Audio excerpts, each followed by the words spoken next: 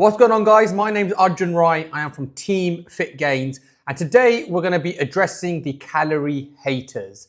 So there are a number of people out there that will claim calorie counting doesn't work, calorie counting is stupid, calorie counting is ineffective. We're going to go through some of their criticisms and then also just give you kind of my viewpoint on the whole situation. So the first thing we need to get into is the calorie equation. So we have calories in versus calories out, the food you eat versus the food you burn, or energy in versus energy out. Now, all foods will contain calories, whether they're healthy, whether they're unhealthy, and this is a unit of measurement for energy.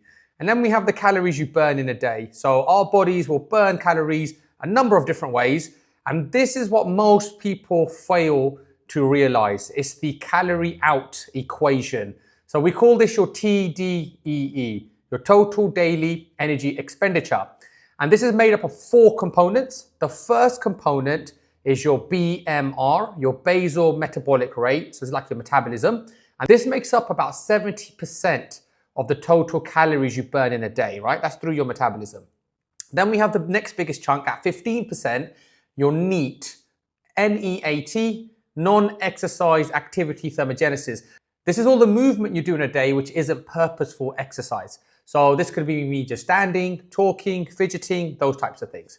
Then we have the next biggest chunk, your TEF, your thermic effect of food, which accounts for around 10% of the total calories you burn in a day. This is the number of calories your body will burn digesting different foods. And then we have your exercise activity thermogenesis, EAT, the amount of calories you burn through exercise. And for most people, there's only about 5% of the equation. One of the criticisms that's aimed at calories are that all can't be equal. Like 300 calories from fruit cannot be the same as 300 calories from chocolate. Now, what people need to understand is calories are a unit of measurement for energy. And just like you get kilometers are a measurement for distance. So I can have 1 kilometer uphill versus 1 kilometer downhill. Now, if I walk uphill versus downhill, uphill is obviously harder.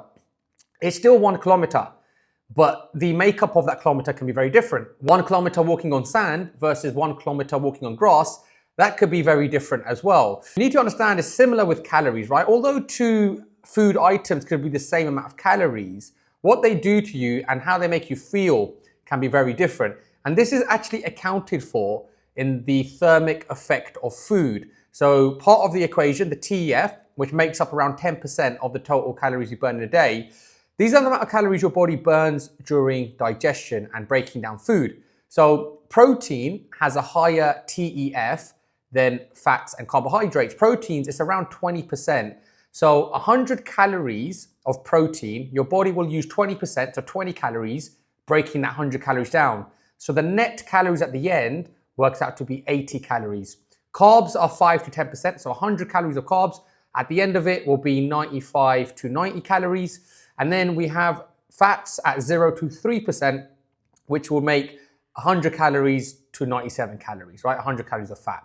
Understanding the TEF actually does consider the differences in different foods. So this is where maybe fruit versus a chocolate.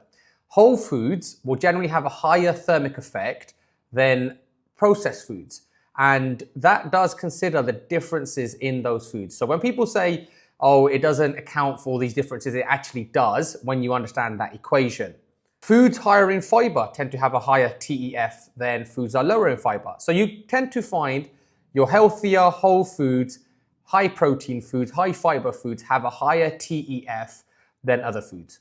Moving on to another criticism, people will say it's not about calories, it's all about your hormones. You need to consider your hormones. Now, the equation does consider hormones. It's considered in the BMR bit, 70%, your basal metabolic rate. If you've got some sort of hormonal problem, for example, thyroid. So if my BMR is meant to be 1800 calories a day, because I've got a thyroid issue, that might actually go down to something like 1500 calories a day, 1600 calories a day. And then that adjustment will need to be made when you're working out how many calories you need to drop body fat. The calorie equation does consider hormones as well. So that's ticked off too. The next criticism we will get is that calorie counting is not accurate, or you can't be accurate with it, especially when you're eating out at restaurants. How are you gonna work out the calories? Now, although it's true, you can't find out the exact calories because you can't weigh the food, you're not cooking the food, the amount of oil used, butter used can really change things. It's still good to have a bit of a measure on it. One of the guys I follow, Dr. Lane Norton, he describes this as having a budget, right? You can budget for future expenses. Sometimes what might happen is you might get some unexpected costs, right? Your car breaks down, someone smashes your window, things like that. So you haven't considered that in the budget, so the budget might not be 100% accurate, but having a budget, especially if you're trying to save money, is a lot better than not having a budget. So I feel counting your calories, especially if you're trying to lose body fat, is much better than not counting your calories. Another criticism we'll get is that food labels can be up to 20% out on the calorie number. So if something tells you it's 100 calories on the label, it could be 80 calories all the way up to 120 calories. But we just need to understand that most food labels from big brands are quite accurate. If there is a bit of a difference there, then you just need to understand that and you need to consider that in when you're planning your food out and how many calories you're going to take in. Another criticism is that tracking calories is time consuming. It takes a bit of time to weigh the food out, to put it into the app, and that, turns some people off.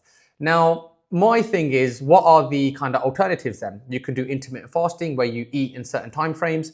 You can do things like keto where you eliminate carbs completely and you just focus on things like that. And although they can work, they only work if they create a calorie deficit, and that's a fact. So you could be doing intermittent fasting and it can work initially, but after a while it can stop working because you're no longer in a deficit. And then you're scratching your head thinking, what do I do? Do I fast for longer? Do I eat even less? I need to cut out more foods, and it can become super restrictive. Whereas if you actually understand your calorie intake, you understand how many calories you need to drop body fat, then you can include all different foods. So I like to have a flexible diet. I'll have chocolate, I'll have ice cream, I'll have Indian food, I have roti, I have dal, I have chicken. I have all of these things because I understand the calories behind them. And this allows me to really be quite flexible with my diet. So calorie counting allows you to be very flexible with your diet. And yes, you might spend 5 to 10 minutes a day tracking and logging thing, but I think spending that 5-10 minutes a day, I'd rather do that than not eat for loads of hours or to completely eliminate carbs. So there you go. That is my take on calories. It does consider hormones. It does consider different types of foods and what those foods do to your body. So people that are criticizing the whole calorie counting method, they don't really understand the actual equation. And another thing is as well, you don't need to calorie count forever, okay? I don't count my calories every single day now. If I've got a specific goal in mind, like I'm going on holiday in 8 weeks and I want to shred down a bit, then I might start counting my calories. But on a day-to-day basis, I'm in a place where I like my physique and I know what I need to eat to maintain. And because I've counted calories for a long time before, I can eyeball a plate of food and guesstimate the calories, and I'm not too far off. And like I said, if I need to tighten it up, I will. You don't need to count calories forever. It should be something everyone does for, I think, around 6 months, because that way you really get to learn about all different foods, alcohol, takeaways, healthy food, unhealthy food, when you go on holiday, when you're ill. If you track your calories every single day for 6 months, it will teach you so much that after that, you don't need to really track it every single day. Your knowledge of food goes up massively.